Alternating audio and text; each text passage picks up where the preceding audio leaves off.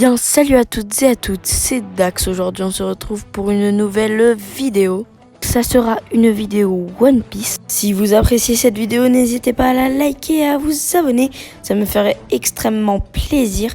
Et c'est parti pour la vidéo.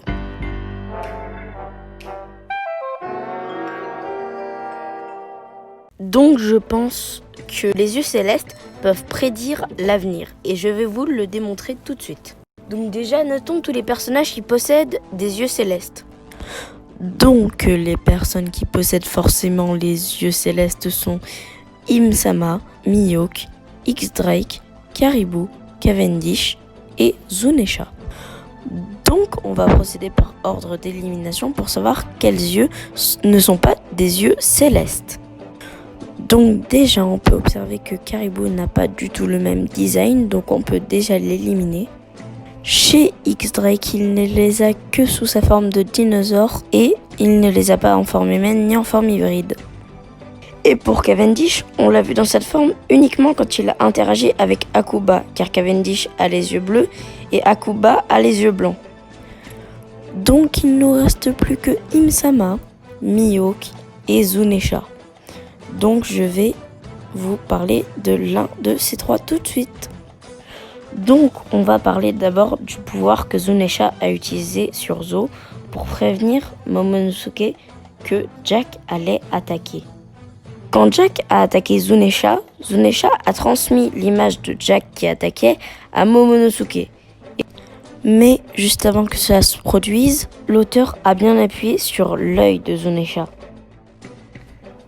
Et quand Zunisha communique avec Momonosuke, on peut voir son œil être en surbrillance, ce qui indique que ça a forcément un rapport avec l'œil. Ce pouvoir n'a forcément aucun rapport avec un fruit du démon, car Zunisha se déplace dans l'eau.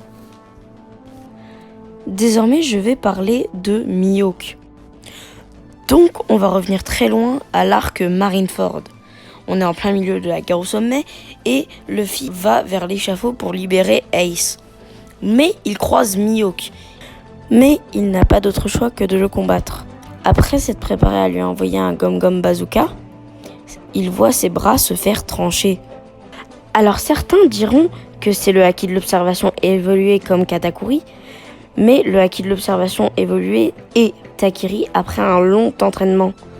Dans ce cas, Luffy n'avait même pas encore appris le Haki de l'observation simple, donc il ne pouvait même pas avoir le Haki de l'observation évolué.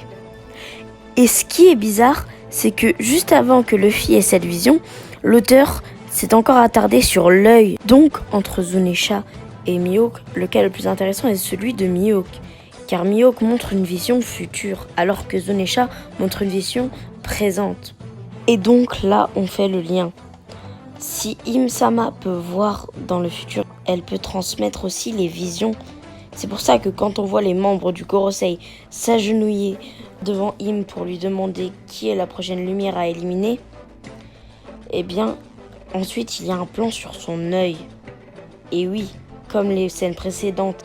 C'est tout pour la vue céleste, maintenant on passe au Haki du temps.